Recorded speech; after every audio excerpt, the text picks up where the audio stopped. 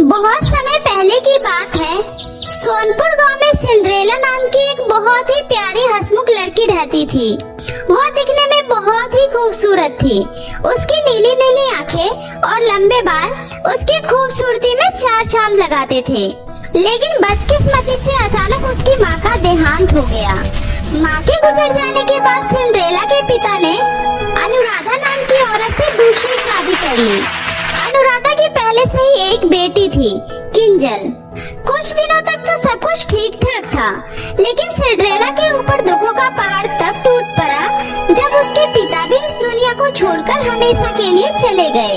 माँ और पिता के गुजर जाने के बाद अनुराधा और किंजल सिंड्रेला पर बहुत ही अत्याचार करने लगी। ए लड़की, अब से तू इस घर में नहीं रहेगी। अब से तू घर के बाहर गाय के तबेले में रहेगी, समझ गई?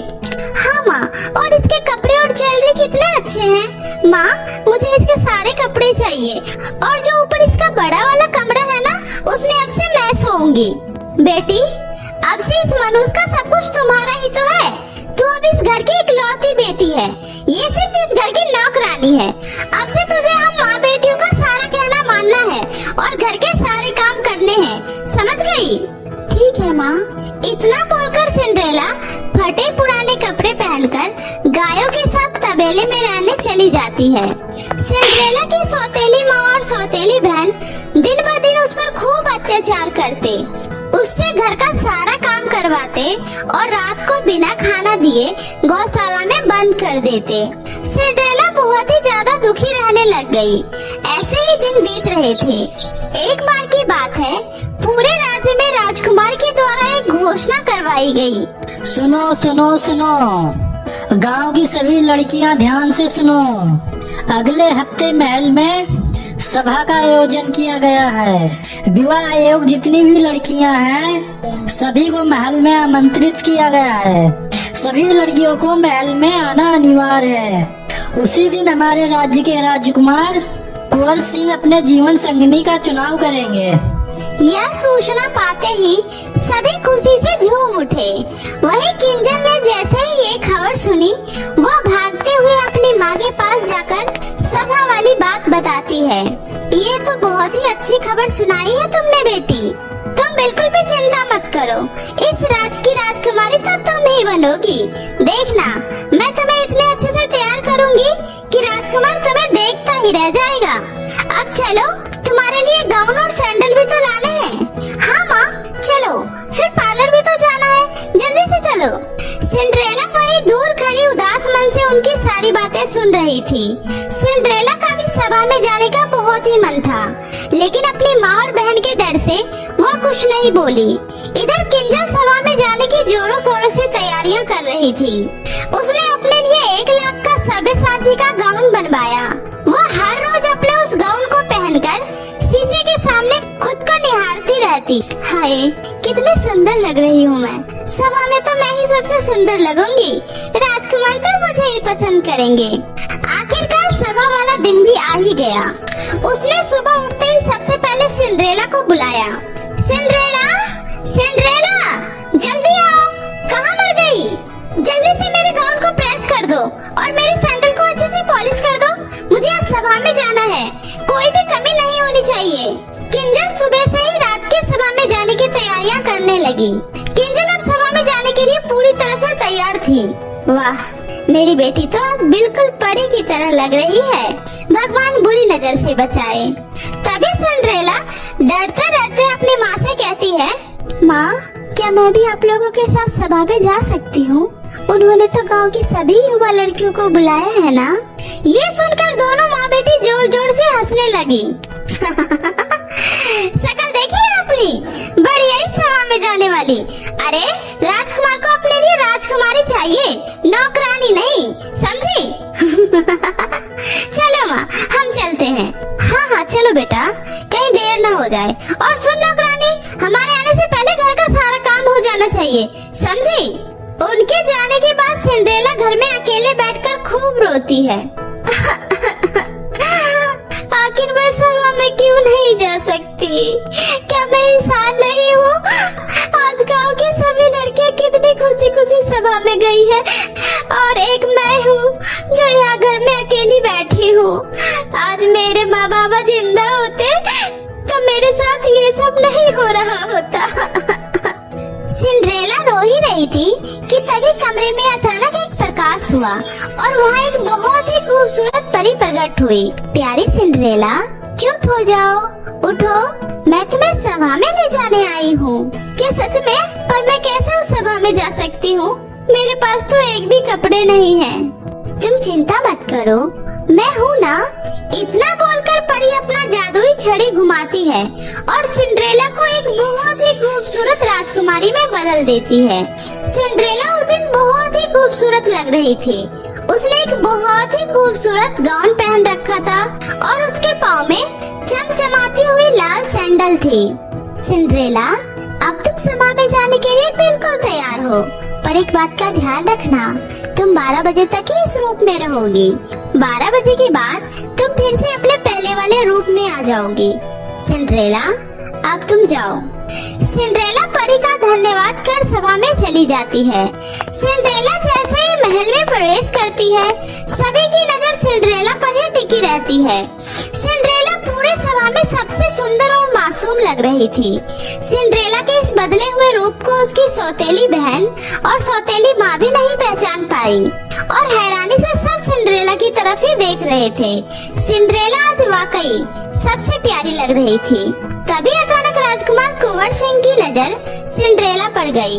राजकुमार को सिंड्रेला पहली बार में ही पसंद आ गई और वो उनके पास जाकर उसे डांस करने के लिए पूछा। सिंड्रेला खुशी खुशी राजकुमार के साथ डांस करने के लिए हाँ कर देती है। डांस करते करते अचानक सिंड्रेला की नजर दीवार में टंग रही घड़ी पर जाती है। हे भगवान, परी ने तो कहा था 12 बजते ही मैं फिर से वही फटे पुराने कपड़े में आ जाऊंगी। 12 बजने में कुछ ही मिनट बाकी थे। तभी सिंड्रेला वहाँ से जाने लगती है। क्या हुआ सुंदरी, कहाँ जा रही हो? मेरी बात तो सुनो। लेकिन सिंड्रेला राजकुमार की कोई बात नहीं सुनती है और घर की तरफ जाने लगती है।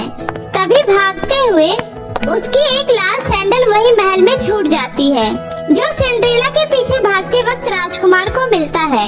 घर आकर सिंड्रेला राजकुमार के ही ख्यालों में खोई रहती है। पता नहीं अब मैं दोबारा राजकुमार से मिल भी पाऊंगी या नहीं। वो मुझे कितना रोकने की कोशिश कर रहे थे, लेकिन मैं क्या करती। उन्होंने अगर मुझे इस हालत में देख लिया होता तो वो मुझे कभी नहीं अपनाते। ओफो, मुझे ज्यादा नहीं सोचना चाहिए। कहाँ वो राजकुमार और कहाँ मैं एक मामूली सी नौकरानी। हमारा कोई मेल नहीं हो सकता।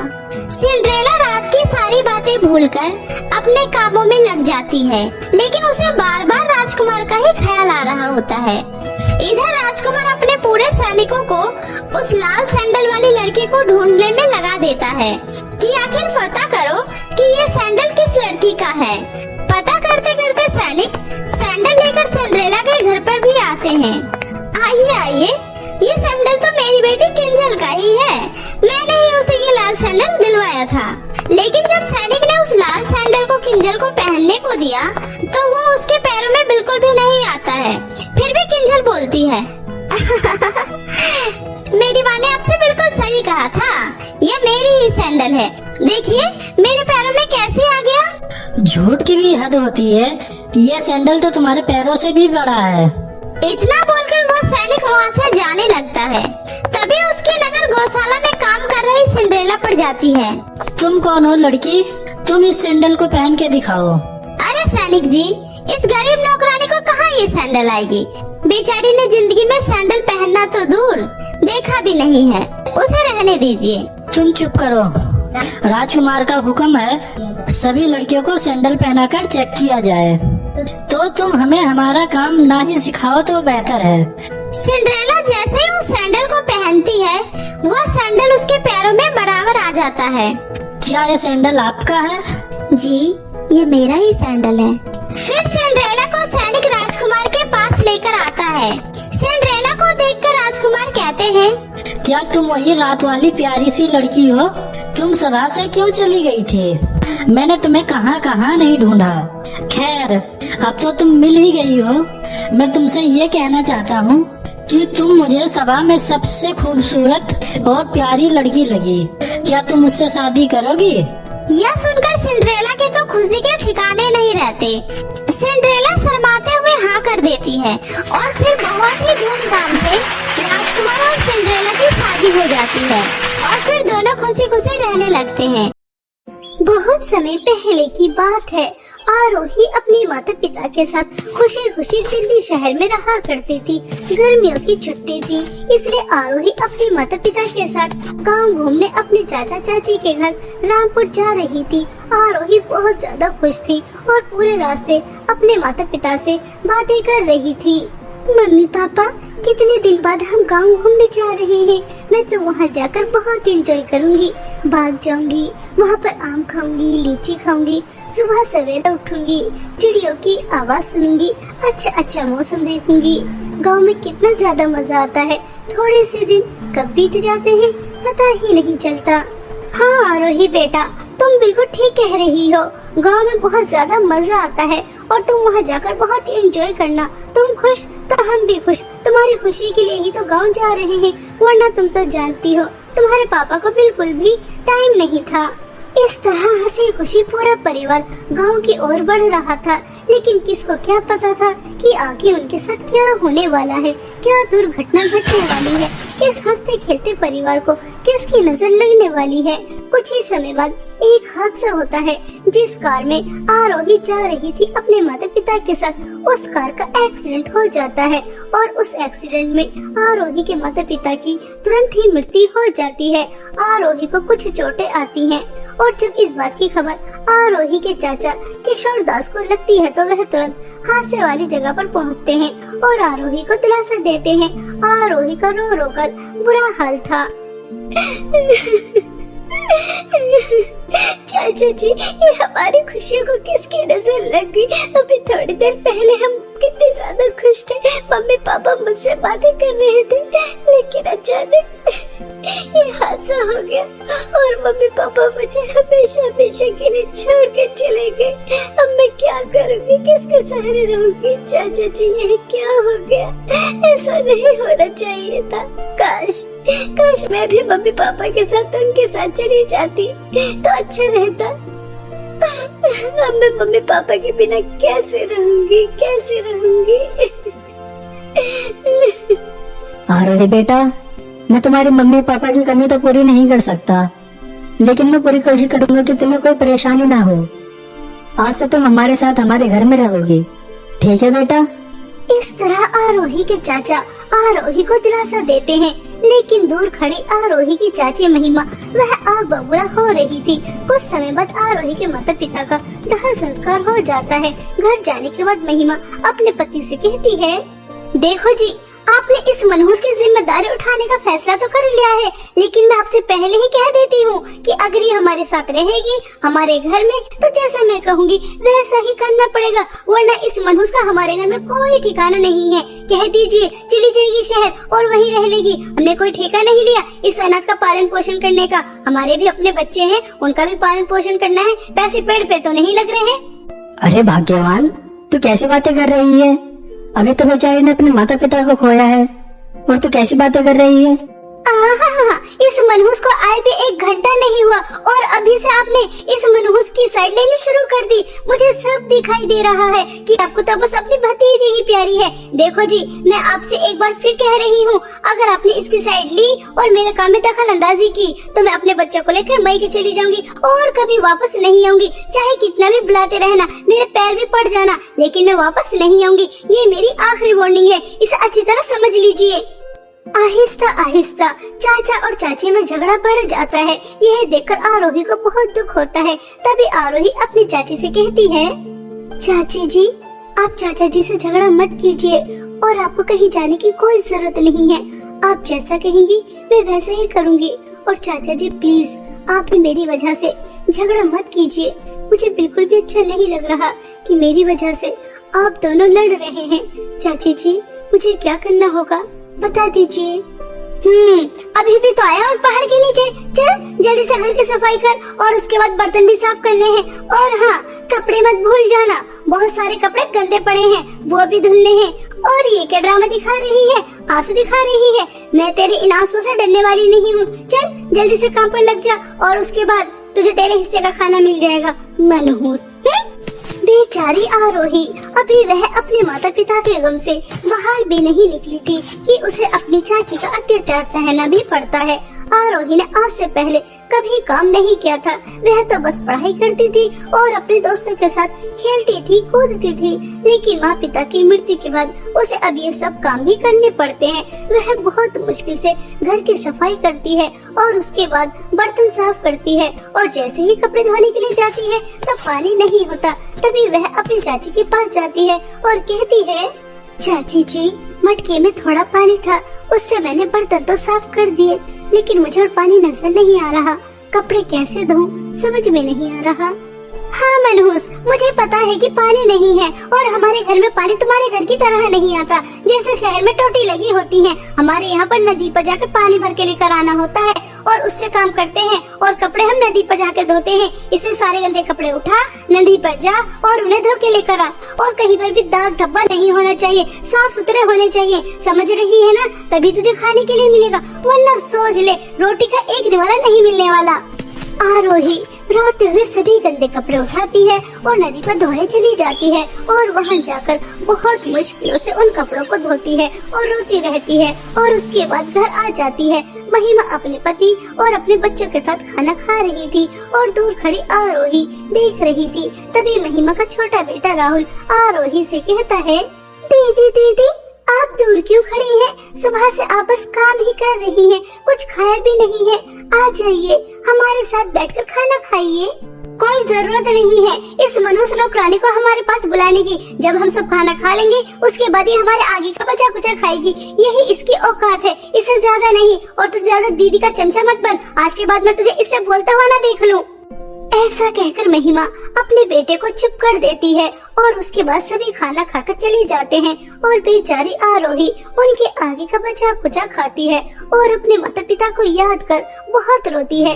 ऐसे ही रोज रोज आरोही के ऊपर अत्याचार हो रहे थे, और हमेशा की तरह आज भी आरोही नदी के पास कपड़े धो रही थी कि तभी महिमा की एक ब्रांडेड साड़ी नदी में बहकर दूर चली जाती है, जिसे देखकर आरोही बहुत ज्यादा रोती है। अरे नहीं नहीं, यह क्या अनर्थ हो गया। चाची जी की ब्रांडेड साड़ी नदी में बहकर दूर चली गई, और अगर चाची जी को पता चला तो वह तो मुझे मार मार कर जान से ही मार देंगी। मैं क्या करूं? चाची जी की साड़ी कैसे वापस लेकर आऊं? ऐसा सोचकर आरोही बहुत रो रही थी, और वह दोपहर से शाम तक बैठी रहती है, क्योंकि उसे बहुत अच्छी तरह से पता था कि अगर वह घर जाएगी तो उसकी बहुत ज्यादा पिटाई होगी। लेकिन और वह कर भी क्या सकती थी, उसे घर भी जाना था। आरोही बहुत हिम्मत करती है और घर चली जाती है, और अपनी चाची को बता देती है कि कैसे उनकी साड़ी बहकर दूर चली गई। जब वह यह सुनती है तो गुस्से में लाल पीली हो जाती हैं, और आरोही की बहुत ज्यादा पिटाई करती हैं, और उसके बाद उससे कहती हैं, मनहूस, वह साड़ी मेरी फेवरेट थी और मेरी सबसे ज्यादा महंगी थी। तूने उसे इतनी आसानी से नदी में बहा दिया, जरूर यह तूने जानबूझकर किया है। नहीं नहीं चाची जी, मैंने जानबूझकर नहीं किया।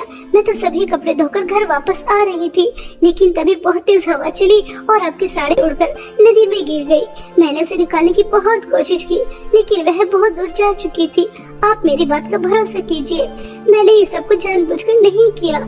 हाँ, मैं तो जैसे मनहूस को बहुत अच्छी तरह से जानती हूँ कि ये तूने जानबूझकर ही किया है। मैं कुछ नहीं जानती कि वह साड़ी तू मुझे कैसे लाकर देगी, लेकिन मुझे वह साड़ी जरूर चाहिए। अगर तूने मुझे वह साड़ी लाकर नहीं दी तो सोच लेना कि मैं तेरा क्या हाल करूँगी। इस घर में तो तुझे मैं रहने ही नहीं दूंगी, लेकिन तेरा हाथ पैर भी तोड़ दूंगी और तेरी पूरी शक्ल भी बिगाड़ दूंगी। किसी को मुँह दिखाने के काबिल नहीं बचेगी। इसलिए जा और मेरी साड़ी लेकर आ।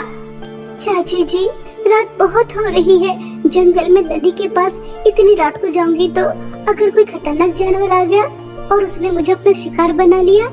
जानवर तुझे अपना शिकार बनाए या ना बनाए, अगर तू मेरी साड़ी लेकर नहीं आई तो तुझे मैं अपना शिकार जरूर बना दूंगी। इसलिए चुपचाप जा और मेरी साड़ी लेकर आ। आरोही रोते हुए जंगल की ओर जा रही थी और अपने माता पिता को बहुत ज्यादा याद कर रही थी। पिताजी, आप दोनों मुझे अकेले छोड़कर क्यों चले गए? काश उस कार एक्सीडेंट में मैं भी आप लोगों के साथ मर जाती तो कितना अच्छा रहता। कम से कम मुझे आज चाची का इतना अत्याचार तो सहना नहीं पड़ता। उन्होंने मुझे इतना इतने रात को घर से बाहर निकाल दिया, अब मैं उनकी साड़ी कहाँ से लेकर आऊंगी?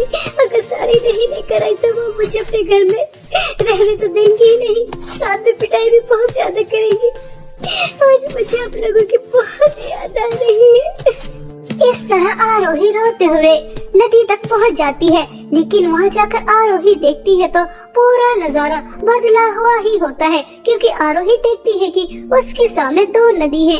एक तरफ सोने के मटके बह रहे थे तो दूसरी तरफ चांदी के मटके बह रहे थे, जिसे देखकर आरोही कहती है, अरे यह मैं क्या अद्भुत नजारा देख रही हूँ। मेरे सामने सोने और चांदी के मटके की नदी, लेकिन दोपहर तक तो ऐसा कुछ भी नहीं था। दोपहर तो यहाँ पर सादा पानी बह रहा था, लेकिन अचानक ये सब क्या? आरोही ऐसा कह ही रही थी कि तभी जादू सोने के मटके की नदी से आवाज आती है, यह वह नदी नहीं है जिसके बारे में तुम बात कर रही हो। तुम रास्ता भटक गई हो और तुम यहाँ आ गई। चलो अच्छा ही है कि कोई इंसान यहाँ तो आया। मैं इस जादू सोने के मटके की नदी हूँ और इस सोने के मटके के अंदर एक चुड़ैल है जो बहुत ही ज्यादा खतरनाक है। वह कैद है और जैसे ही वह चुड़ैल आजाद हो जाएगी तो तुम्हें बहुत सारी धन दौलत देगी, इतनी सारी धन दौलत कि तुम्हारी जिंदगी में कभी किसी चीज की कोई कमी नहीं होगी। लेकिन वह चुड़ैल आजाद होकर तबाही भी मचा सकती है, लेकिन वह तुम्हें कुछ नहीं कहेगी। मैं कब से किसी इंसान का इंतजार कर रही थी, लेकिन कोई यहाँ पर आता ही नहीं था। चलो अच्छा है कि जाने अनजाने में तुम यहाँ आ गई। मैं जादू चांदी के मटके की नदी हूँ और जादू चांदी के मटके के अंदर एक बहुत सुंदर परी है जिसे एक चुड़ैल ने कैद किया है। अगर तुम उसे आजाद कर देती हो तो तुम्हें मिलेगा तो कुछ भी नहीं, लेकिन वह परी आजाद हो जाएगी। अब तुम्हारे हाथ में है कि तुम्हें धन दौलत चाहिए या तुम परी को आजाद करना चाहती हो। जादू सोना चांदी के मटके की नदी, मैं धन दौलत का लालच नहीं करूंगी। धन दौलत के लालच में आकर एक खतरनाक चुड़ैल को आजाद नहीं करूंगी, बल्कि मैं एक अच्छी परी को आजाद करूंगी। चाहे इसके बदले मुझे कुछ भी ना मिले, मैं बुरा काम कभी नहीं करूंगी। इसलिए मैं जादू चांदी के मटके की परी को आजाद करना चाहती हूँ। ऐसा कहकर आरोही जादू चांदी के मटके को उठाती है और जादू चांदी के मटके की परी को आजाद कर देती है। जैसे ही परी आजाद होती है तो वह उससे खुश होकर उसे बहुत सारी धन दौलत देती है। बहुत सारे हीरे, सोना, पैसा, इतने सारे धन दौलत पाकर आरोही बहुत ज्यादा खुश होती है और परी को धन्यवाद कहकर अपनी चाची के घर आ जाती है। इतनी सारी धन दौलत देकर चाची की आंखें चमक जाती हैं और महिमा आरोही को जोर से थप्पड़ मारकर कहती है, इतना सारा सोना, हीरे, पैसे तुझे कहाँ से मिले? मुझे सच सच बताना। अगर तूने मुझसे झूठ बोलने की कोशिश भी की तो मैं तुझे नहीं छोड़ूंगी। जल्दी बता कि तुझे इतनी सारी धन दौलत कहाँ से मिली, कहाँ से लेकर आई? क्या कहीं तूने चोरी की है? आरोही अपनी चाची को सब सच बता देती है कि उसे जादू सोने और चांदी के मटके की नदी मिली, जहाँ से उसे इतनी सारी धन दौलत मिली है। यह सुनकर महिमा लालच में आ जाती है और वह मन ही मन में सोचती है, ये मनहूस तो हमेशा बेवकूफ की बेवकूफी रहेगी। जब जादू सोने के मटके की नदी कह रही थी कि चुड़ैल को आजाद करने की वजह से इसे इतनी सारी धन दौलत मिलेगी कि पूरी दुनिया में इससे अमीर कोई और नहीं होगा, तो ये क्या बेवकूफ थी जो इसने जादू चांदी के मटके को चुना और उसकी परी को आजाद किया? मैं तो जादू सोने के मटके को चुनती, बेवकूफ। ऐसा सोचकर महिमा भी जादू सोने और चांदी के मटके की नदी के पास पहुंच जाती है और वहां जाकर तुरंत जादू सोने का मटका उठा लेती है और उसे खोल देती है। और जैसे ही वह उसे खोलती है तो उसके अंदर से बहुत ही ज्यादा खतरनाक चुड़ैल निकलती है और वह चुड़ैल तुरंत ही महिमा को खा लेती है और दोबारा से जादू सोने के मटके के अंदर चली जाती है। इस तरह आरोही की चाची को उसके लालच और बुरे कर्मों की सजा मिल जाती है और वहीं दूसरी तरफ आरोही अपने अच्छे स्वभाव की वजह से इतनी सारी धन दौलत के साथ एक हंसी खुशी जीवन बिताती है।